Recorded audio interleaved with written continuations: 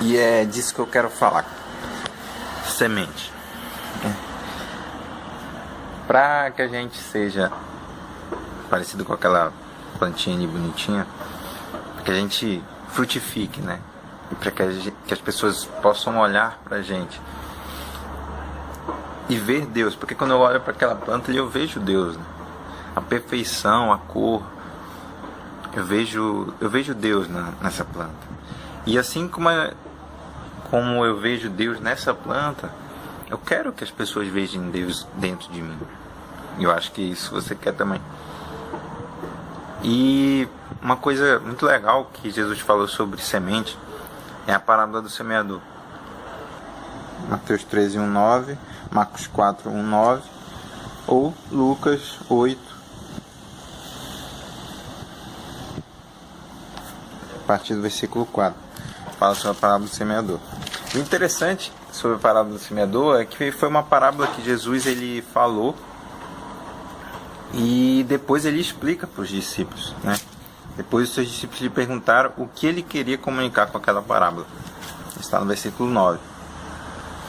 Então, a parábola do semeador, ele fala que o semeador saiu a semear, enquanto lançava a semente, parte dela caiu à beira do caminho. Foi pisoteada e as aves dos céus a devoraram. Outra parte caiu sobre as rochas e quando germinou as plantas secaram, pois não havia umidade suficiente. Outra parte ainda caiu entre os espinhos que com ela cresceram e sufocaram as suas plantas. Todavia, uma outra parte caiu em boa terra. Germinou, cresceu e produziu grande colheita, a 100 por 1. Tendo concluído esta parábola, exclamou: aquele que tem ouvidos para ouvir, ouça. Ele fala, portanto, atentai para o seu significado da parábola do semeador. Quando uma pessoa ela escuta a mensagem do reino, mas ela não compreende, vem o maligno e o arranca o que foi semeado em seu coração. Ele diz que estas são as sementes que foram semeadas à beira do caminho. O que foi semeado em terreno rochoso, esse é o que ouve a palavra e logo a aceita com alegria. Contudo, visto que não tem raiz em si mesmo, resiste por pouco tempo. E quando por causa da palavra chegam os problemas e as perseguições, porque ele falou que a gente ia ter perseguição, logo perde o ânimo.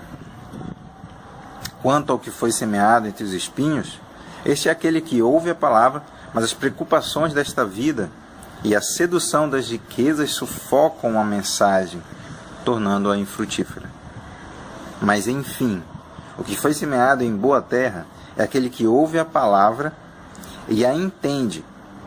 Este frutifica e produz grande colheita, alguns 100, outros 60 e ainda outros 30 vezes mais do que foi semeado.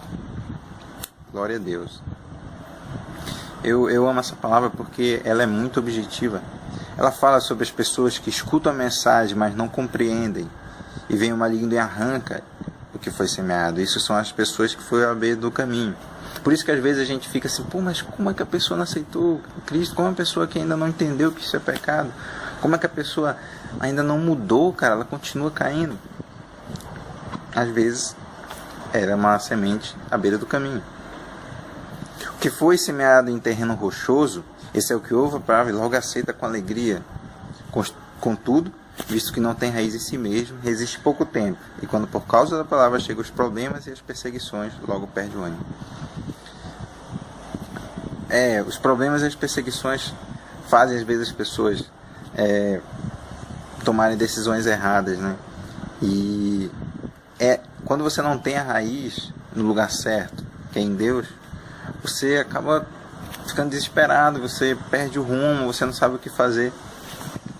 Só que se você se aprofundar, se você fincar suas raízes, assim como o homem que edificou a sua casa na rocha, quando tiver problemas, quando bater o vento forte, quando tiver aflições, quando bater o desespero, você vai estar em Deus, cara. E em Deus você consegue superar as coisas. E o que foi semeado entre os espinhos? Eu acho que esse é o que mais tem no nosso tempo, devido à ansiedade desse mundo, ao capitalismo, à rapidez desse mundo.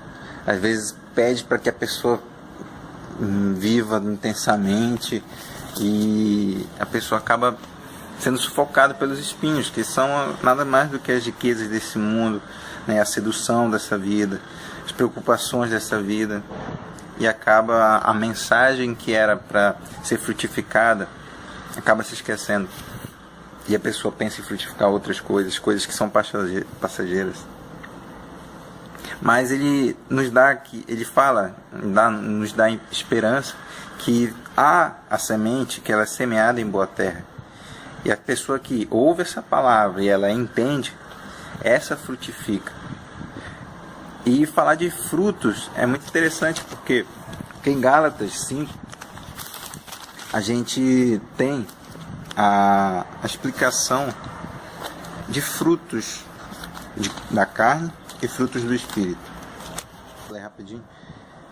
Gálatas 5, né, versículo 16, né? Portanto vos afirmo, vivei pelo Espírito, e de forma alguma satisfarei as vontades da carne. Porquanto a carne luta contra o Espírito, e o Espírito contra a carne. Eles se opõem um ao outro, de modo que não conseguis fazer o que quereis. Contudo, se sois guiados pelo Espírito, já não estáis subjugados pela lei. Ora, as obras da carne são manifestas. Olha as obras da carne: imoralidade sexual, impureza e libertinagem, idolatrias e feitiçarias, ódio, discórdia, ciúmes, ira, egoísmo, dissensões, facções e inveja, embriaguez, orgias e tudo quanto se pareça com essas perversidades, contra as quais vos advirto, como já vos preveni antes: os que as praticam não herdarão o reino de Deus. Cara, isso aqui é muito forte e é muito objetivo. É Paulo falando a Gálatas sobre a palavra de Deus, sobre os frutos da carne. E se porventura o Espírito te mostrar que você está fazendo alguma dessas obras, cara, pede perdão. Jesus está aí para, enquanto pode, Ele está aí para te perdoar, porque haverá um tempo que Ele irá julgar o mundo. Entretanto, o fruto do Espírito é amor, alegria, paz, paciência, benignidade, bondade, fidelidade, mansidão e domínio próprio. Contra essas virtudes não há lei. Os que pertencem a Cristo Jesus crucificaram a carne com as suas paixões e seus desejos. Se vivemos pelo Espírito, andemos de igual modo sob a direção do Espírito. É muito legal. E mais na frente, no capítulo 6, fala, versículo 8, fala aqui: pois quem semeia para a sua carne, da carne colherá ruína, mas quem semeia para o Espírito, do Espírito colherá a vida eterna. Que a gente possa colher a vida eterna, que a gente possa frutificar frutos do Espírito na nossa vida. E se porventura a gente está frutificando frutos da carne, essa palavra é para que a gente tenha discernimento e buscar ser uma semente que cai em boa terra. Porque todos nós já fomos uma semente em terra ruim. Mas a gente pode ser uma semente, assim como essa plantinha bonita que eu mostrei para vocês, que floresce, que traz vida, que traz alegria, que traz frutos do Espírito. Que o seu dia seja uma bênção e para a honra e glória de Deus.